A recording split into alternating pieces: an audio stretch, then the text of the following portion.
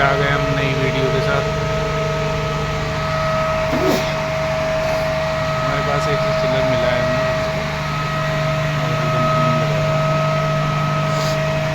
Airport से है biking का।